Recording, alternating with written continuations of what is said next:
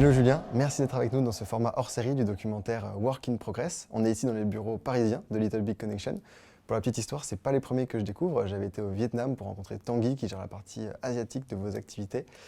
Vous êtes présent dans une petite dizaine de pays dans le monde. Est-ce que tu peux nous expliquer ce que vous faites? Bienvenue en tout cas dans nos bureaux.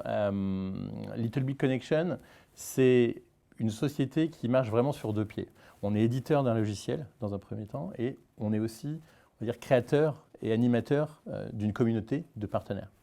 Au niveau de l'édition du logiciel, l'objectif en fait, c'est de construire une plateforme SaaS qui va pouvoir être déployée chez les clients, dans les grands groupes, et qui va les aider en fait à venir traduire toute leur organisation, traduire qui a le droit de dépenser quoi, etc., pour leur permettre en fait de pouvoir acheter tout type de prestations externes. Et en fait, la particularité de cette plateforme, c'est justement, sans couture, on va dire, d'être connecté à cette communauté. Et donc, les clients vont pouvoir émettre n'importe quel appel d'offres, éventuellement avec les sociétés avec lesquelles ils ont l'habitude de travailler, mais surtout en un clic, ils vont pouvoir l'ouvrir et le diffuser auprès de notre communauté. Et donc, nous, en fait, on va prendre un fee, gagner de l'argent au moment où le client souhaite avancer avec quelqu'un de la communauté. Donc, c'est une manière, en fait, de décloisonner complètement les relations entre les petits acteurs et les plus grands groupes, d'où le nom en fait Little Big Connection. Quand tu parles justement de communauté, c'est à la fois des indépendants et des sociétés, Oui, il y a les deux. Exactement. En fait, on est ouvert à toute forme de travail. C'est-à-dire que ça, c'est très important. C'est-à-dire qu'aujourd'hui, nous, on n'est pas à porter le message « tout le monde sera 100% freelance demain », etc. Effectivement, moi, je pense qu'il faut de la place pour tout le monde. Donc, il y aura des freelances, il y aura des gens qui auront envie d'être salariés d'une entreprise et de participer à un projet d'entreprise. Il y aura des gens qui préféreront même le contrat d'intérimaire ou la dimension de portage salarial. Donc le but, c'est de pouvoir réunir tous ces gens-là dans la même communauté autour de projets communs. Avoir des bureaux un petit peu partout, c'est plutôt un avantage en règle générale. Là, pendant le Covid et pendant le confinement, ça a peut-être été plus compliqué de jongler entre les différentes situations sanitaires et les différentes règles à droite à gauche. Mais j'ai l'impression que vous êtes plutôt pas trop mal sortis. Je vous ai vu en télétravail faire des karaokés sur Zoom et puis les partager ensuite sur LinkedIn. C'est quoi toi ta position par rapport au télétravail, au bureau et au tout digital? Et comment est-ce que tu vois du coup la suite du télétravail? Oui, alors exactement. C'est vrai que, comme tu dis, en fait, on a eu tous on va dire les inconvénients du grand groupe et peut-être même les inconvénients de la petite structure. Parce qu'en fait, on s'est déployé assez vite à l'international, comme tu disais, dans une dizaine de pays. Et donc, quand la crise arrive, on ne peut pas la gérer uniquement que sur la France. Et donc, on doit l'adresser sur les différents pays. Donc, se renseigner sur le traitement en fait, de cette crise pays par pays. Est-ce qu'il y a des aides particulières? Comment est-ce que la population va réagir? Est-ce qu'il y a des normes à respecter au niveau légal, etc. Et donc, on démultiplie tout. C'est là où on se rend compte aussi que finalement, la France a su traiter de manière assez rapide et professionnelle les choses. Et on a eu des pays qui ont beaucoup plus tâtonné, on va dire, dans leur traitement de la crise. Donc, c'est vrai que pour nous, ça a été compliqué. Il a fallu être sur tous les fronts. Donc, c'est effectivement, on a un avantage énorme à pouvoir accompagner nos clients à l'international et les aider à se développer. Par contre, en période de Covid, on a dû démultiplier le travail. Donc, effectivement, les journées étaient très, très longues. Et comme on a l'habitude de dire, on est assez work hard, play hard, c'est-à-dire on demande beaucoup aux équipes, mais c'est vrai qu'on sait aussi s'amuser. Alors, en période de confinement, qu'est-ce qu'on fait, effectivement?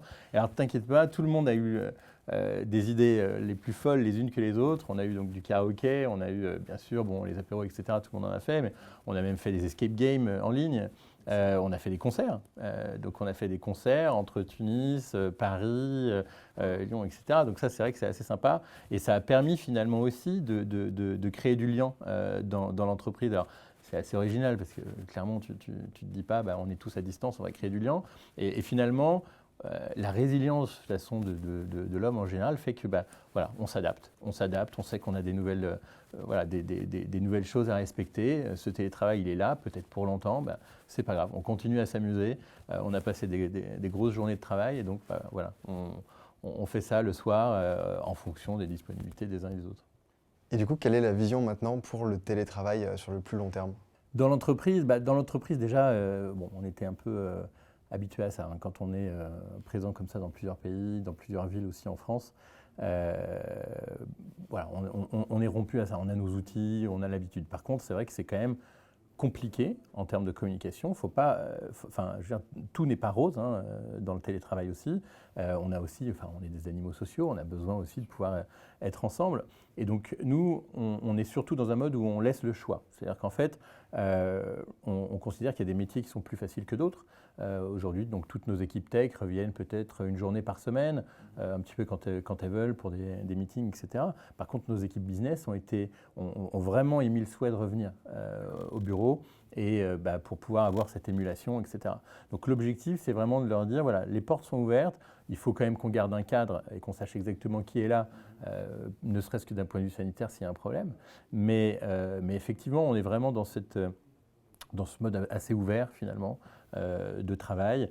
Après, moi je ne crois pas au 100% télétravail, je veux dire sans avoir de lien avec ta société, en travaillant complètement de manière, c'est pas autonome, c'est même indépendante, c'est-à-dire complètement, voilà, il faut qu'il y ait des échanges.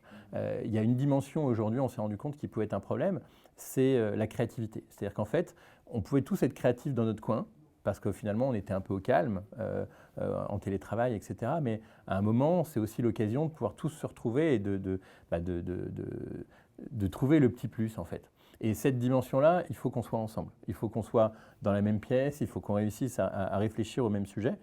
Donc c'est vrai que l'objectif, voilà, maintenant, c'est tout le monde fait un petit peu comme il le souhaite. On a un cadre. Certaines populations peuvent revenir un peu plus si elles ont besoin, mais certaines tâches, en fait, notamment les tâches créatives, on favorise le fait qu'elles soient faites comme ça au bureau. Oui, effectivement, l'intelligence collective, même la créativité collective n'est pas du tout la même à distance ou en présentiel. Alors après, on pourrait très bien imaginer aussi de réussir à recréer cet environnement ailleurs, dans des espaces de coworking, des choses comme ça. C'est vrai qu'aujourd'hui, on privilégie de le faire, par exemple, ici, mais je pense que cet échange est important. Il faut garder cet échange. En 2019, vous avez été nommé parmi les 10 startups avec la plus forte croissance de l'année. Félicitations. C'est génial. Comment est-ce qu'on fait pour se structurer en interne, pour arriver à suivre le rythme de la croissance, la nourrir et puis comment est-ce qu'on le fait aussi à l'international sur presque 10 pays? Ça repose effectivement, alors ça repose déjà sur une bonne force de travail globalement des équipes. Non, mais c'est vrai que non, c'est une belle réussite, mais il y a plusieurs choses. La première, et qui est évidente, c'est vraiment cette excellence opérationnelle, cette capacité finalement à anticiper les points de crise qu'on va avoir, parce qu'on grandit très très vite, et donc à s'organiser par du process, par de la structure en interne. L'autre chose qui est essentielle, c'est vraiment la capacité de savoir s'entourer en fait. C'est finalement le job de l'entrepreneur. Un entrepreneur, il est moyen un peu en tout au début. Ça lui permet d'ailleurs de lancer son entreprise. Et puis après, sa vraie valeur, c'est de porter sa vision, c'est d'avoir osé. Mais c'est surtout de savoir s'entourer et d'être capable de comprendre que pour faire ce job-là, en fait, il y a quelqu'un de meilleur que lui pour le faire. Et en fait, d'aller chercher ces personnes-là, de les faire venir, de les faire monter dans le projet, de leur partager la vision. Et finalement, c'est aussi un point qui est très important chez nous, c'est la culture de l'ownership. C'est-à-dire qu'en fait, on va te responsabiliser, on va vous responsabiliser en arrivant sur ce périmètre. Et finalement, parce qu'on a une vraie culture d'entrepreneur, les gens prennent des initiatives et ça nous permet aussi, par cette prise d'initiative, d'anticiper certains problèmes qu'on va avoir. Et donc, je pense que c'est le point clé en fait. C'est vraiment cette capacité à s'entourer, être capable de pouvoir avoir les bonnes personnes animées autour de soi, autour d'un projet commun. Une des spécificités de Little Big Connection, c'est de mettre à disposition des clients différents outils et puis leur donner des conseils personnalisés pour qu'ils puissent avoir recours plus facilement aux travailleurs externes. Moi, la conclusion de mon étude l'an dernier, c'était de dire que tout l'écosystème a l'air d'être prêt, les freelances, les sociétés sont prêtes. Mais ce qui manque encore, par contre, c'est un coup de pouce aux entreprises pour qu'elles aient plus facilement l'habitude de faire appel à ces travailleurs externes. Est-ce que vous, c'est votre façon d'éduquer le marché ? C'est exactement ça. C'est exactement ça. C'est-à-dire qu'en fait, même si je suis d'accord avec toi, elles sont plus prêtes aujourd'hui à faire ce chemin vers le freelancing, vers ces populations externes. Par contre, il y a encore beaucoup de freins en interne. Et donc, ce qui est très important, c'est de construire une plateforme qui permettent de se diffuser finalement facilement dans l'entreprise. Donc, c'est-à-dire que l'entreprise puisse traduire son organisation, comme on le disait, dans la plateforme. Ça, c'est très important.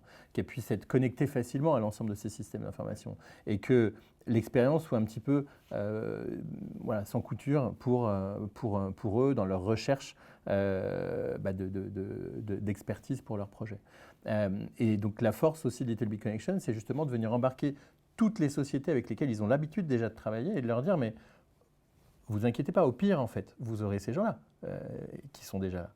Mais maintenant, vous avez tout intérêt à benchmarker sur certaines populations, certaines expertises. Finalement, c'est peut-être pas les sociétés avec lesquelles vous travaillez qui pourront être à même de mieux répondre. Et donc, on vient ouvrir tout en limitant au maximum les changements chez eux, parce qu'en fait, ils n'ont pas besoin de refondre tout leur process, toute leur organisation. On vient ouvrir justement à un certain nombre de prestataires, de freelance, etc., auxquels ils n'avaient pas accès. Et ça vient s'intégrer complètement dans leur process. Donc ça, je pense que c'est très important. Un grand groupe, aujourd'hui, il peut avoir la volonté de faire quelque chose, mais il y a quand même une structure, une inertie, donc il faut être capable de la digérer, et c'est aussi notre métier. Tu le disais au début de notre discussion, votre mission chez Little Big Connection, c'est de mettre en relation des grandes structures avec des petites structures, d'où le nom, un nom assez explicite. Est-ce que c'est ça le futur of work, c'est la rencontre entre ces deux types d'acteurs qui n'avaient pas la possibilité de se rencontrer auparavant? Oui, moi j'en suis persuadé. Je pense qu'aujourd'hui, un grand groupe, il ne peut plus être en environnement fermé comme il était avant, c'est-à-dire assez siloté, à se concentrer que sur ses employés, la croissance de son chiffre d'affaires, etc. Il est finalement véritablement membre d'un écosystème avec ses partenaires, avec ses concurrents, avec ses prestataires, etc. Et dans cet écosystème, il porte une responsabilité. Et finalement, la manière de pouvoir s'engager, de faire grandir son entreprise, c'est aussi de faire venir des personnes de l'extérieur qui vont avoir un œil complètement différent par rapport à ce que des personnes qui ont passé 10 ans dans la structure sont capables de voir parce qu'ils se sont nourris d'autre chose. Et donc, c'est pour eux la meilleure manière de se transformer. C'est-à-dire qu'en fait, quand on fait un mélange entre des gens qui ont vu énormément de choses en dehors et qui vont pouvoir en faire une synthèse, un mélange entre des gens qui, à l'inverse, connaissent par cœur leur structure, quand on mélange tout ça, en fait, c'est la meilleure manière de grandir et de transformer une entreprise. Donc effectivement, nous, notre intérêt, c'est de faire en sorte que les gens qui ont en général cette expertise, qui on ne va pas se leurrer, ont plus obligatoirement envie d'être dans les grands groupes, ont envie de quitter en fait un petit peu ces structures-là pour se mettre à leur compte ou pour être dans un groupement un petit peu plus familial ou voilà, plus réduit. Finalement, il faut pouvoir les reconnecter à ces grands groupes-là. D'où le nom Little Big Connection. La crise a bien évidemment mis un gros coup d'arrêt au tout départ sur la façon dont les freelances, les entreprises pouvaient collaborer avec les grands groupes. Comment est-ce que tu vois la suite? Est-ce qu'il y a une forme de reprise aujourd'hui? Est-ce que ça a permis d'accélérer le recours aussi aux travailleurs externes? Oui, moi je pense, bien sûr, il y a eu la phase de l'étonnement de tout le monde quand on est parti comme ça, confiné, tout s'est arrêté. Et donc, en gros, il y a un gros point d'interrogation sur tout le monde. Mais c'est vrai que notre position d'être un acteur justement leader sur ce marché-là fait qu'on a beaucoup de data et qu'on peut commencer à l'analyser. Et typiquement, on s'est rendu compte que la population de freelance un peu plus seniors finalement, donc qui vont avoir plus de 6-7 ans d'expérience, sont ceux qui sont restés tout au long de la crise à continuer à travailler avec nos grands groupes. Finalement, parce que ceux-là avaient besoin, bien sûr au début, dans un temps très court, de pouvoir organiser cette logistique de confinement, donc la création de VPN, le fait de sécuriser un peu les systèmes, etc.